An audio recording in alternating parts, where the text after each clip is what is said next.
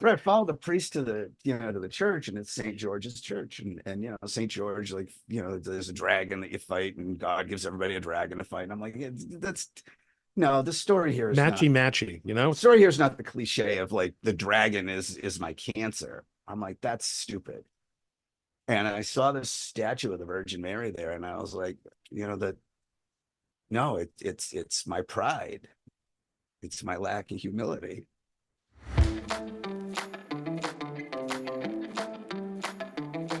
Hey, culminators. Today, we've got a very special culmination. Not only are we interviewing one of our best friends and a person who is wanted in several states, the renowned, pardon me, I'm nervous because he is a big shot.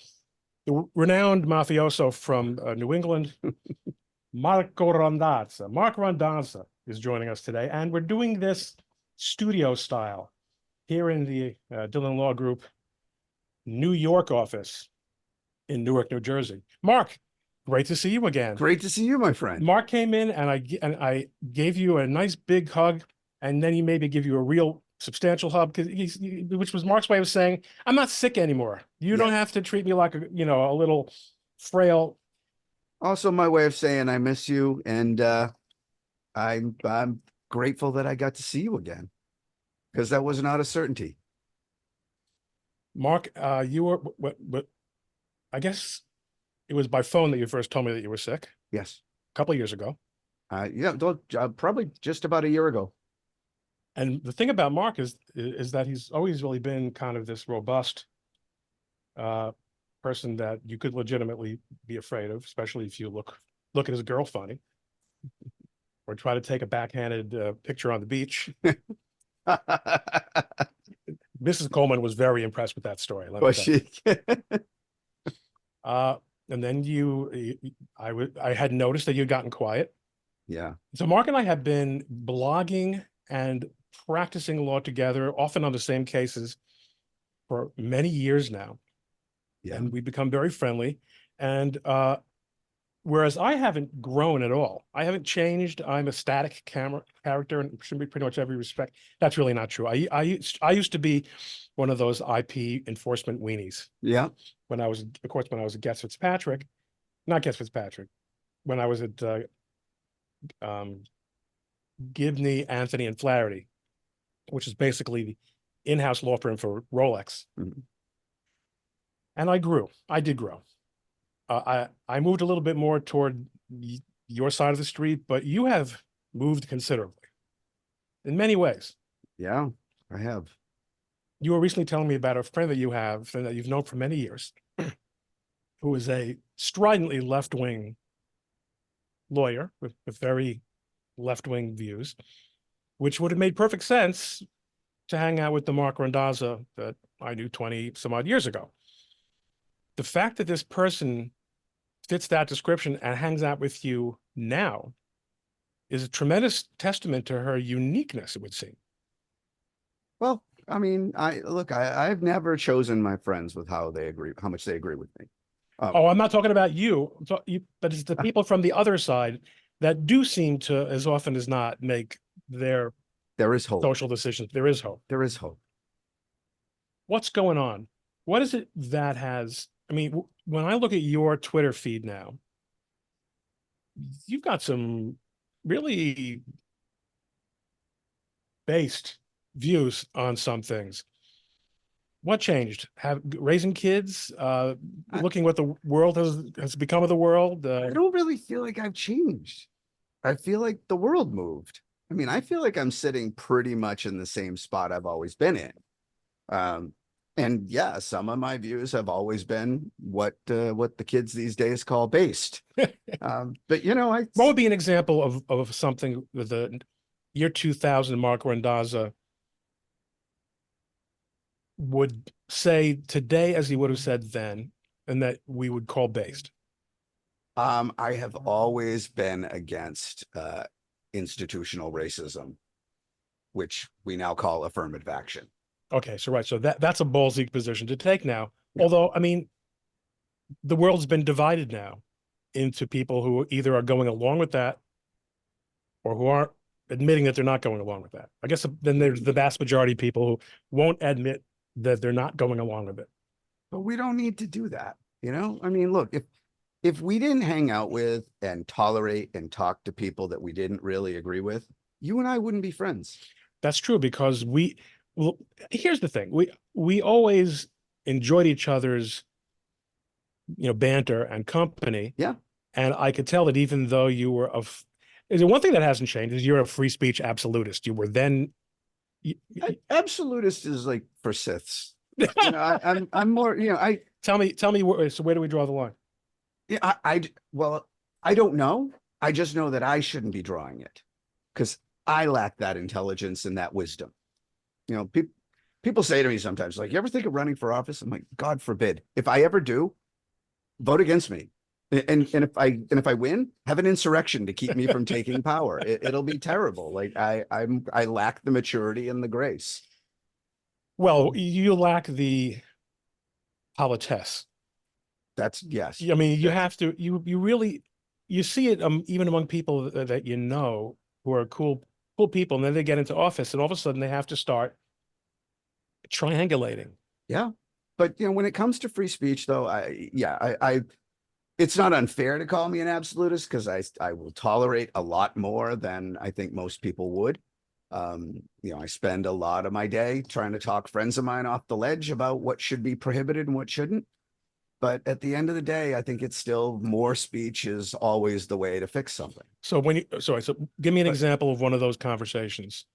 I have a really good friend. I'm proud to call him my friend, Ken Turkel. He handled the Hulk Hogan case in Florida. And he sent me a picture of a poster that He represented Hogan. So he's the plaintiff's lawyer. He won that one. It was a Yes. defamation. It was an invasion of privacy claim. It was, yes. Okay. So, we had a mutual friend who introduced us. We hit it off great. But he sends me a poster of essentially encouraging Intifada-like actions. And he said, "Isn't this incitement?" I said, "Well, it's not. It's just, it doesn't have the immediacy." Why do so many lawyers not understand just how how the incitement exception Mhm. to the First Amendment is so narrow as to be essentially useless for analytical purposes? Probably just they don't do this, Ron. It's like if somebody asked me, why don't you get these ERISA regulations? It's like, because I barely understand it. Is that just this? And All right, but if but you're talking to a guy who has been in that space. He did the privacy, Yeah. Stuff. So he had to, he was hit with First Amendment defenses. But think of also the kind of, I mean, well, I'm sure it's very easy for you to think of the emotional response to something when 500 million people are calling for your extermination. It's pretty difficult to say that's okay. It takes a special kind of guy to say that's all right. So right. I suppose it does. I mean, it is true that I have had to answer many Jewish people who have asked me that very question, isn't this incitement? Yeah.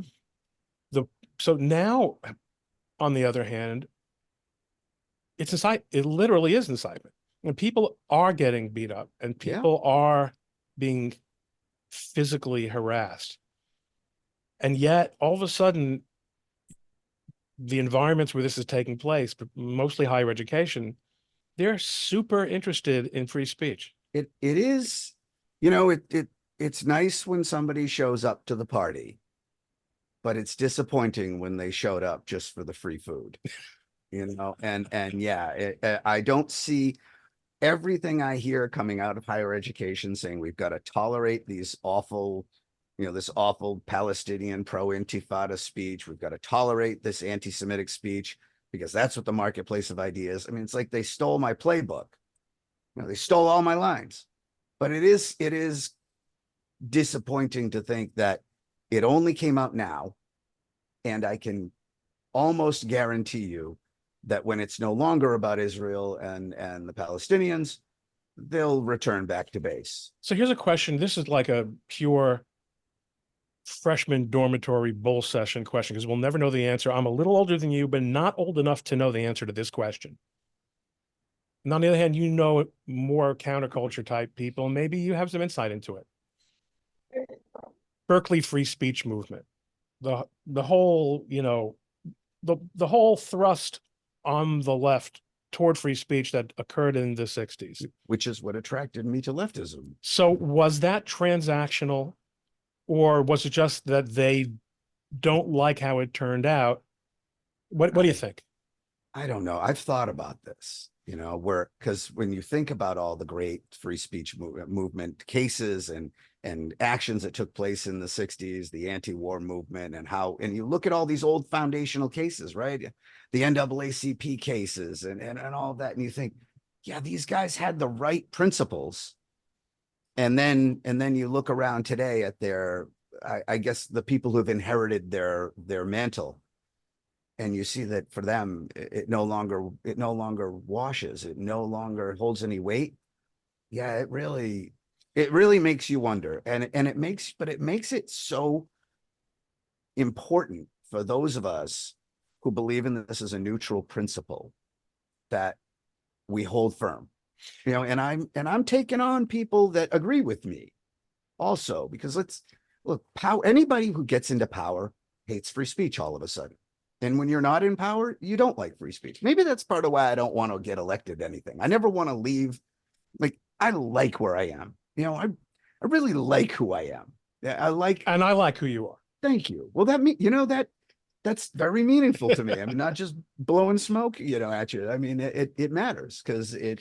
But you've actually, whether you meant to do it or not, you know, maybe stumbled on, or maybe you intended to dangle it in front of me. You've made a point, which is that free speech is at best neutral. Hmm. It can't, but it's, by being free speech, Yeah. it is inherently subversive. Yeah. It can be, so that inherent subversiveness can be neutered by your saying, listen, I've got complete freedom, and I think Hubert Humphrey is absolutely the man. Uh, what's astonishing is, you know, that you'll see people purporting to say, I mean, we just saw this yesterday, yesterday the video was circulating. Who's the guy, Joe, on MSNBC? Scarborough. Joe Scarborough. Joe Biden has never been sharper. Never been. I mean, he certainly hasn't been threatened with dismissal if he doesn't say something that's stupid. No, but did they threaten the editors at Pravda or in the Soviet Union? Did they threaten the editors at Granma, or did they just know what They know. they know what the right thing to say is? So that's you know, if people take free speech and, you know, going back to the sort of this paradigm that I set up, the free speech is either going to be neutral. I'll have 2 Cokes, please. Right. Right. Or I don't like the service around here. Now you're saying something. Yeah. When I use my free speech to say, this is the best restaurant I've ever been in, you're going to assume, why is it that we assume that I'm doing it to get, that I must have some kind of agenda, or maybe I'm wrong. Maybe it's not like that. Well, I mean, but it is. And look, it always has been. I mean, even back, you know, when I first became a lawyer, there were media entities that we saw like ownership changes. And then you see GE was controlling NBC, and then all of a sudden writing great things about maybe we should go to war. I mean, there's always been some element of corporatism in our media. Well, and not only that, I mean, just that reminds me of something else I thought of last night, which is that there are a lot of people on YouTube who like to make videos demonstrating how this product or this service or this innovation in modern life was really motivated by such and such mercenary objective. That's not particularly shocking. Yeah. People get out of bed in order to accomplish things. And It doesn't mean that every moment you're awake, that it's a good way to go through life, in my opinion, to be selling or to seeing what you can get out of life. But we operate, one of the fallacies of collectivism is that we take incentive out of the equation. We do. But, one of the consequences of too much individuality is that we don't feel responsible for each other as much. And I think we should. Now, I'm not about to go marching through the streets with a Che Guevara shirt on, but the libertarian, the Ayn Rand crowd. Yeah, look, everybody yells at me, Ron. Everybody. About her? No, about everything. About everything. Because I always get a kick out of it when I guess if I had to throw in with a camp, it would be with the libertarians. But I'd be immediately thrown out. Yeah, you'd be thrown. You were also, you couldn't spend a day. Orthodox enough. When I get yelled at for not being an orthodox enough libertarian, I get yelled at for not being a good Catholic. I get yelled at for. Well, you're not a good Catholic. Best I can do. No, it's not. I'm not letting him get away with that. That's just kind of the thing you can say that with lots of people, but not with Rabbi Ron. That's okay though. I try. Well, all right. Trying versus I'm not even going to try is definitely a level. It's a big change for me. Remember when I was an atheist? Let's talk about that. What would were you an atheist in the real sense as opposed to most people who I encounter say I'm an atheist. Yeah. And when I say I encounter, I mean in social media. Because no, I was deep-seated. In other words, you truly believed there was no God, not merely F you. You have religion. Yes. Well, I want to do what you had it worked out. I was jealous of people who believed. That's how much I knew there wasn't. I said, if I could get hit in the side of the head with a brick and believe the next day, I was like, I would do it. I am jealous of them. So you were jealous of people who had faith. I was. And why? Well, first of all, why? I think it's important for me to understand. Well, just imagine there is something that has the power to create and perhaps control the universe that also loves you. And you may see people you love after you die. Okay, so that's life after death. It isn't the part about meaning that maybe there's meaning to all this that I've hit now, but before it was just, it was sort of. But I'm saying the effect of that realization that what if there really were something bigger than all this, something creative and that would have made you feel better about life, but you couldn't find it. Right. And then what happened? I was I was talking to a reporter. How long ago? About 2 years ago, maybe 2.5, 3 years ago. And they were doing another hit piece on me. Why do you represent all these awful people? And I told this story. Just brief point. My favorite awful people representation for Mark, and he has represented some real awful people. But when the Church of Satan fired him for being too right wing. No, there was a schism. Oh, there was a schism within the church.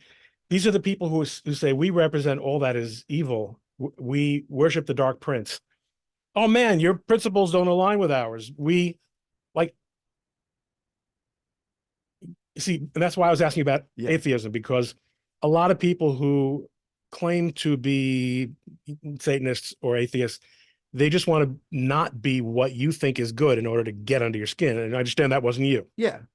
All right, so you were talking to a reporter 2 years ago. Yeah, and she tried to, she was asking me, why do you represent these people and those people? And I told this story that I've often told about a Catholic priest I met back in the 90s, and I was trying to have small talk with him. And what am I going to talk to a priest about? I got kicked out of Sunday school, and I was 10 years old. And that was the end of it. I said, so where's your congregation? And Father Licata says, oh, I don't have a church. I minister at the prisons, in maximum security prisons and death row. And I said, would you screw up to get stuck with that job? And he puts his hand on my shoulder, and immediately I was like, oh, I'm such a dick. Because he says, my son, I begged Rome for this job. And I thought, oh, I am such a dick. And I understood And what he meant. You know, he was, in other words, you realized as soon as you asked the question that you'd probably missed something yes, when you first. right. So Father Licata, you know, of course, obviously, I mean, was doing this because who better to minister to? And than people. He said some of these people, they go off to death row, and I am the only person that ever cared for them. I'm the only person that ever loved them. So, And yeah, I'm no Father Licata, right? I'm not qualified to like carry his shoes, but that was very inspirational to me, even as an atheist, because I thought, even as an atheist, that my next question, which is that anyone can be impressed by the humanity of someone who wants to provide that balm that you in your own life acknowledged would have been helpful. All the more so someone who is about to end his life, yeah, or whose life is about to end. So that's step one. That right. just made you see things a little bit differently, right? But that didn't make you believe in God. No, so I was telling this, but I've told this story again and again to explain, like, I try to live up to Father Licata's ideals. Like, if somebody is the absolute worst of the worse the speech is, the more I want to defend it. Right. And it's because how better to show my principles than to defend speech for somebody I hate. You know, when we represented a Nazi, you know, Jay Woolman, my partner, you know, he's my goose to my maverick, man. That guy's awesome. But when I called him and I I said, hey, miss Jay. is it okay if I, you know, if we take on this Nazi client? He said, well, why are you asking me? I said, well, you know, I just feel like it's good manners to ask the Jewish guy if it's all right if we take in the Nazi. And he said, do you ever challenge my principles again? And I said, he's like, I want the case in. I want to work on it. I want my name on everything. And I thought, that's the Father Licata right there, you know. And I have an associate who, on the day he was getting married to another guy, we worked on a case. You know, he insisted on billing for a client that wants to make gay marriage illegal. So that's that spirit. So I'm telling this story to this reporter. And, you know, the whole time I was an atheist, I would just say, look, just some stupid sign, for crying out loud. You know, how hard is it for you to give me a sign if you exist, you mook, right? And God is a dancing monkey who should perform when you desire to be entertained. correct, correct. This was my logic. And then as I was telling this reporter, the words came out of my mouth. Why do you think God put me there that day in that parking lot with Father Licata? And I meant it. I got hit with the brick. I was like, oh my God, there's the sign, right? And then I'm looking, and then all of a sudden, so this is your version of the guy on top of the roof during the flood. I don't know what that Oh means, well, this is good. but yeah. So the flood comes in. Yes, I sent the helicopter. I said, yeah, right, right. Yes, God's yes. why didn't I'm waiting for God to save me? I sent the helicopter and I sent the boat and I yes, and then a flood of images of every sign I had seen. yes, Me. because the fact is, Mark, you've had a lot of meaningful things happen in your life, and one very well could say, here's where God elbowed you, and here's where God kicked you in the shins, and here's where God nutted you in the groin. You know, you never felt that because those are acts of love. He's never been mad at me. Really? I think I amuse him. Wow. Look, have I disappointed him? Sure. But you know, when I got cancer, you know, it's ironic, right? You know, you come back from atheism, and here you are, and now it's like, okay, well, surprise. And I remember saying to my mom, this is a reward. This is advanced theology. It was. Because I mean, we have a principle in Judaism that that the righteous are tested, and that God does afflict people whose reward he's holding for them for later. And you know, but a lot of people have a lot of trouble with that. It was the greatest gift I've ever had. I'm so like, I literally pray thanks to the cancer. So that's incredible. That's amazing to me. Well, look at all the trouble he went through That God went through for you, to make that for me. so to speak. It's not really trouble for him, but Right. But it was I mean, I had a lot of revelations in it. I mean, I'm so not then gonna. did you return to the church? Yeah. Yep. I'm So this is a gigantic point. I didn't ever really understand how to answer it until I read, actually, I didn't read the whole book. Jane read the whole book. I didn't read it. Yoram Hazony's book on nationalism. Yeah. And he explains how people have this problem. Well, why should I be more loyal to this culture, to this tradition, Mhm. which may or may not be embodied in a national group, just merely because I was born into it? Why not? Why not? And B, your very ability to answer that question is a product of who you are, and who you are is what your entire line of predecessors put into making you who you Yeah. are. So at least give the tradition you were born into the first shot. That's how I looked at it. Yeah. I mean, I think you use the radio of Judaism to dial into the frequencies that God's pumping out. I use Catholicism. We're both imperfect, and maybe the right answer is actually, Zoroastrianism. I don't know, or maybe it's all right, but I don't know what Yes. Zoroastrianism Well, actually it's is. actually, But some people consider it to be the first form of monotheism.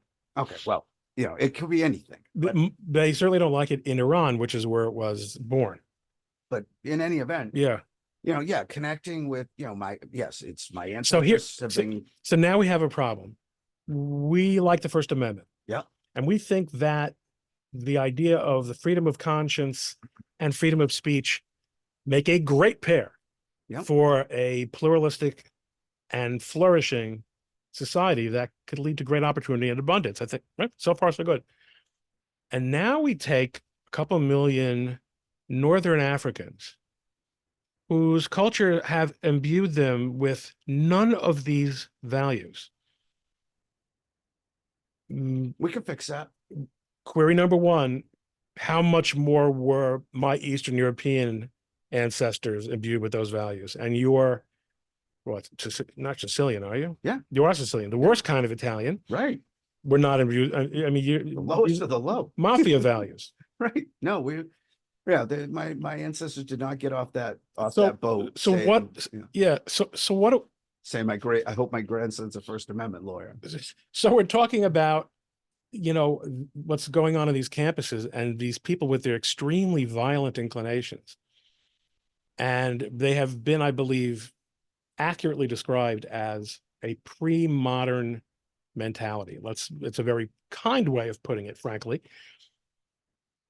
in a way that somehow our Eastern and Southern European forebears were not. I think that is there a difference, or am I wrong? Can these No, people be assimilated? I think they can be. We can save them. Come on. If Father Licata could love somebody going to death row, and Jay Woolman can represent a Nazi, and I mean, we can save them. Now, strangely, I think one of the problems is a lack of oppression, because that little bit of pressure on you makes you value that liberty so much that you want it for other people. I know growing up. So which generation of immigrant are you? Your parents are American born. But yeah, my grandparents were actually born in America too. Well, so you're a real Yankee Doodle. I mean, I grew up in Gloucester, Mass, so that's pretty much a province of Sicily. So, Yeah. these are you see in the picture? Yeah. So these are my grandparents. Yeah, oh, up here, right. My grandparents walking in the street in Warsaw, which, except for the fact that it was actually in the process of becoming a fascist state in an attempt to be with what was going on in, the rest of Europe, it didn't help them in September 1939. It's a fairly, nonetheless, like they looked like a couple of metropolitan Western people. You could, if you told me that they were walking in Milwaukee, Now that those are your grandparents. my grandparents, my Yeah. mother's parents, who subsequently moved to Cuba and thereby survived the war, unlike just about everyone they left behind. But when my grandfather, who's in that picture, his name, I've written about this before. His name was Yaakov, which there's a Yiddish nickname of Yaakov of Yankel. Why does the N sound get in there? Because it's an ha, and the becomes a ya, and the Yiddish does funny things to sounds. So he used to say to me, "I am Yankee Doodle. I am Yankee Doodle." He had this Cuban Yiddish accent that you had to hear. They were so proud to be Americans. Yeah. And he was a member of the Jewish Labor Bund. He was against capital. Not really. That was just what people who weren't religion did in the 20s in Poland. But in other words, religious life didn't work. Where are all the kids today? Oh, the Bund. Okay, I'm in the Bund.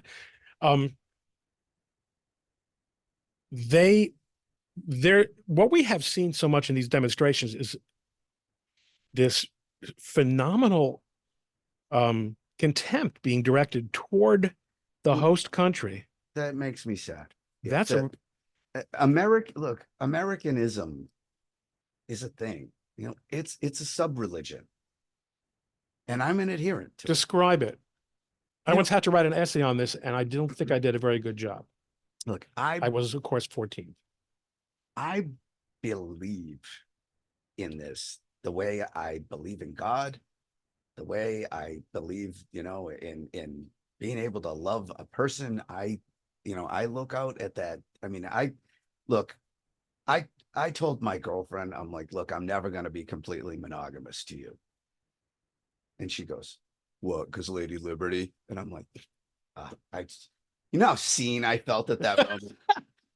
Do you know how deeply in love with her I felt at that moment? I was like, oh, boom, that just hit me. I was like, yes, right there, right? Because I do believe in it, and I need you to flesh that out. How, in other words, like what's the relationship between this sort of philosophical freedom, this what we might call political freedom, and this idea that commitment in marriage? No, you were married once. Yeah. Now you were married to a Jewess, weren't you? No, she was not Jewish. No, she was not. So why did your kids go to Jewish school? What was that about? Because it was a good school. We were driving by it the day we were checking out schools, and it had a big sign, and I thought, this is going to be hilarious. Let's go check this out. Hilarity ensued. Was she Catholic? No. Oh, so you were never married within the church? No. So we went in, and he brought them in to see the classroom, and this little kid, Owen, comes up. Owen, of course. Obviously one of the Hasidic boys. Owen is my buddy. God, he's older now. He's actually an actor now, like a pretty famous actor. Owen comes up, tugs on my jacket, and says, Mister, can we hug your kids? And I was like, yeah, sure. And all the kids came up and hugged my kids. And I said, I don't care if this is a fascist, anarchist, Muslim academy. If that's what they're learning here, that's where I want my kids to go. And now, like, the Randazzas are not like the Colemans folks.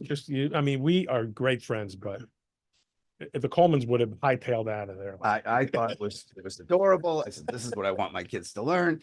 So they went to the Temple Beth Shalom school, and every Friday we would go to the Shabbat thing for the kids. And I had my custom made Italian flag kippah for me and my son. And my daughter, one day, my daughter was a little more aware to hurt my son because they were fighting. I see her. She's got a stinger on her. She is that kid. I am terrified of her and I adore her at the same time. How old is she now? She is 15 now, and she is amazing. But I saw the vipers, like the stick. She pulled that stinger back, and she goes to my son. She says, we're not Jewish. And he says, well, yes, we are. No, he says, Daddy, we're Jewish, right? And I was like, no. Well, why do we go to that school? I'm like, because it's a nice school. This is all my friends in Vegas. Like my Harmeet went to a Jewish school All my also. friends in Vegas are from my synagogue, from Temple Beth Shalom. That's where I know all of them. Like when I was sick, the only people who would not listen to me, because you remember I told people, I'm like, let me tell you, for your listeners, you got a friend who gets sick with cancer, it's two things that I didn't want. I didn't want you to call me and ask me how I am and know how I am. I was terrible. And for 23 and 3/4 hours a day, all I was cancer. That's all I thought And about. you were wretched. Yeah. You Am I going to were die? wretched. Am I going to die? Do I want to die? Do I wish I could die? Yes, it was it was horrible. Don't call me and ask, because for 45 seconds, I was thinking about owls or, metallurgy, anything. Something distracted me. And then bing. Oh, hey, how you feeling, man? Cancer. Right. Aside from the cancer. So thanks for jacking me right back into reality. And the other thing was, don't call me and say, is there anything I can do? If there's something you can do, do it. My cousin Tommy, he made sure that my air conditioning was working the whole time. Where were you staying then? You were In not. Massachusetts. You were in Massachusetts. Yeah. If you have a friend who gets cancer who lives in Las Vegas but has the option to go be treated in Massachusetts and he doesn't, your friend is suicidal. Like I went to Dana-Farber, man, it was fantastic. But they were great. I mean, they put me back together again. Wow. And, Wow. yeah. But it was, like I said, it was if you could take me through, like, it was so bad, Ron, that there was, a point where I was, I literally, I gave up. The reason that it was a gift is it taught me something which I never had before, which is humility. And That's not true. oh, Ron, I'm not saying you listen. First of all, no one is less qualified to judge anyone regarding humility than myself. But I if you do say so yourself, I heard you, but you always to me were very clear about what your limitations were, and who should handle this, because that's not something that I really could. Maybe that's not humility. That's judgment. I'm talking about humility, man. okay. In other words, I'm not really the center of the world. I'm not really the only thing. That I got from re-believing in God, but the humility of what I was in St. George, Utah, the couple days before my treatment was to begin, because I went out on a job up there to go do a 4-day. Were these treatments that had been prescribed for you at Dana-Farber? Yes, I was going to start my radiation then. So as they give you a prescription, then you can go to Utah. Oh, that was something that was done in Utah. Right, no, I was in Utah for work. Oh, okay. But I was going to start treatment in a couple days. This was my last couple of days before I start getting chemo and nuked. And they were talking about things like, this might do this to you. You might lose your eyes. You might lose your teeth. You might lose your jaw. You might lose your tongue. You might lose your vocal cords. You may lose your life. They gave me a 65% chance of survival. And why does a litigator need any of those things? Right. And I thought, and what am I doing? And I am thinking, I'm standing there in this cafe waiting to order something. And I thought, what a piece of garbage am I, that I'm about to go on this horrible journey. These are my last days of normalcy. And instead of being with my family, I took I went out to do a job in Utah. What am I doing? And then I pick up the menu to see what I want. In front of me is a priest in line, a Catholic priest in Mormon, Utah, right? Yeah, right. It's the Feel Love Cafe. All right, the sign's getting a little obvious here, right? And then I follow the God, I asked you for a sign, but you have to be sort of the top. Right, I follow the priest to the church, and it's St. George's church, and St. George, there's a dragon that you fight, and God gives everybody a dragon to fight. And I'm like, no, the story here is matchy. The story here is not the cliche of the dragon is my cancer. I'm like, that's stupid. And I saw this statue of the Virgin Mary there, and I was like, no, it's my pride. It's my lack of humility. Well, So I literally went and hugged that statue and cried into it. Gosh, And you've had, I and I mean, knew it was going to be all right. Like really, I just knew it. The Virgin Mary's not going to let me die, and I was like, but what was funny is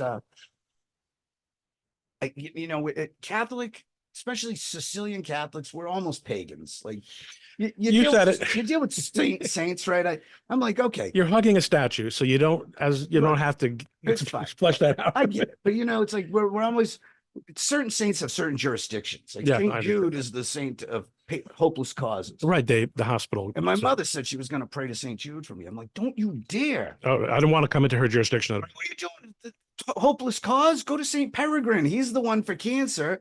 If it looks hopeless, then go to Saint Jude. Who are you going to appeal to if Saint Jude doesn't come in? This is why monotheism has a tremendous, Look, but it so helps you focus. It helps you focus. and it was that lack of humility. I had never asked God for help, never. And somebody asked me, "Why didn't you do that?" I'm like, "I don't want to bother him. There's kids who have got cancer that need him." And they said, and my friend, This is a very big deal. You know, right. my father was not a deeply religious man at all. But I'm not either. you're not, well, We're talking you are about and you aren't. But I remember we were watching the World Series once. And it might have been Reggie Jackson. He used to cross himself when he got up to bat. yeah. And I remember thinking, I said something like, well, why does he think God is going to favor him over the pitcher? I mean, He doesn't. and my father, not a theologian by any stretch of the imagination, said, Ronnie, I don't know, what you're think about it, but that's not how it works. He wants to ask God to give him success. It's not him versus the other. Like he nailed it. I don't remember exactly what he said, but I mean, I do it to thank him for the fact that I even get to go there. now that you have this in your life, this relationship with God, and this understanding of God, doesn't it? I'm not going to ask it in a stupid way. I'm going to do a leading question, and I never ask a leading question because you don't know what the answer is going to be. But isn't it the case that your everyday life is higher quality now? Oh my God, yeah. I mean, isn't that an extraordinary? In other words, it's not just okay. Sunday, that's the day I go to church, and now now. And unlike before, where I felt that I was just going through the motions, now I know there's no. Now, when you have a cup of coffee, there's I guess what they in modern terms we would call mindfulness. Everything reverberates and has meaning in a way that it didn't before. And I have superpowers now. Shit. Not like laser beams, not like Jews. But, it's like Stay away from the weather. Talk about jurisdiction. That's ours. no, but it's like I am.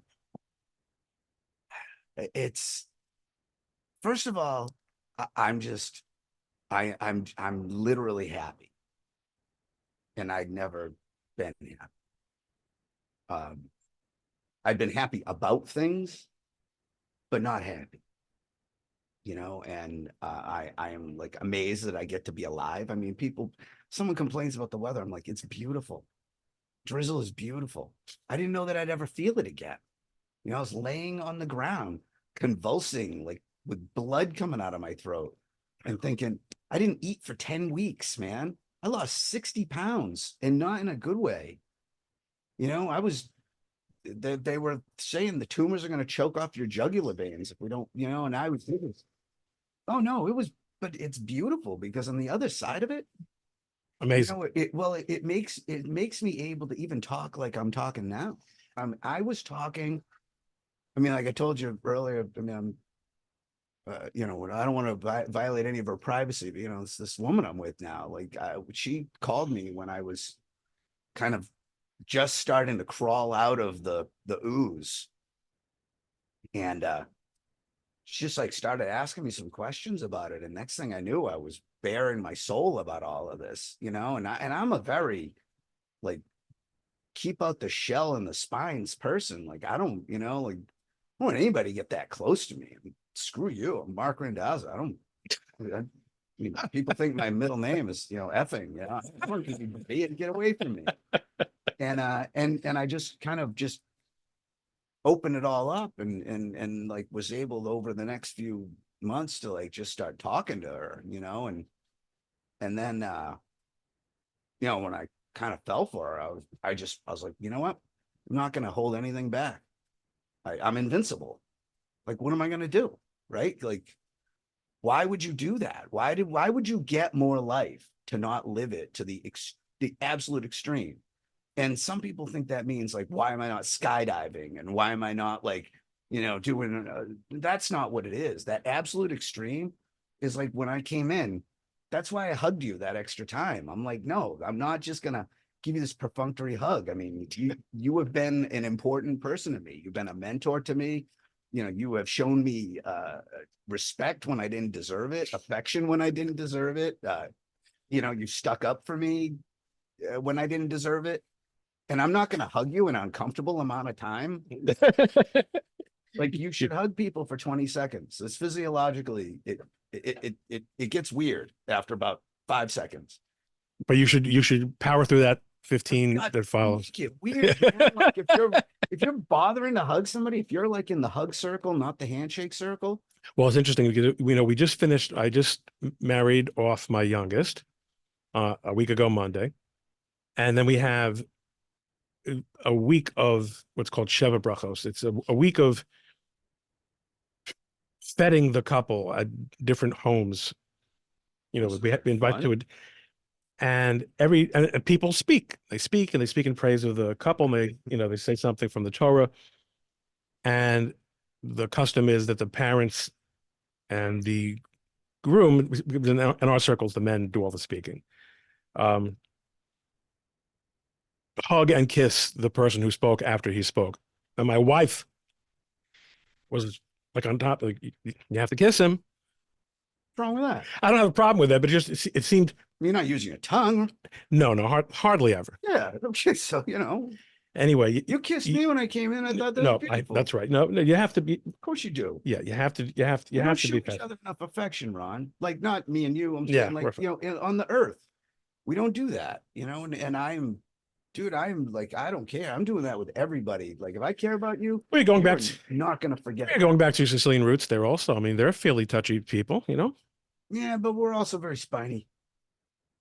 Yeah, it's a very like, keep your enemies closer so you can. Don't show weakness. I'm like, yeah, man, I'm going to show every weakness. I showed the ultimate weakness to God when I was laying there, and I was like, I give up. Like, I gave up, Ron. But you're able still to compartmentalize and kick ass as a litigator. Yeah, of course. I mean, like, where you find God, you find liberty. 2 Corinthians 3:17, right? Excellent, Mark. I think we have given folks what to think about. I hope so. I'm so glad that we decided to do this again, and I hope we'll do it again in the future. And it's been a fantastic conversation. The thing about when you and I talk, you don't need a list of questions, because. No, I didn't even know what we were going to talk about today. No, me neither either, but we knew we had to do it. And what a fine way to catch up it's been. Thank you so much for stopping by here at the Dillon Law Group in Newark. And thank you for culminating with us.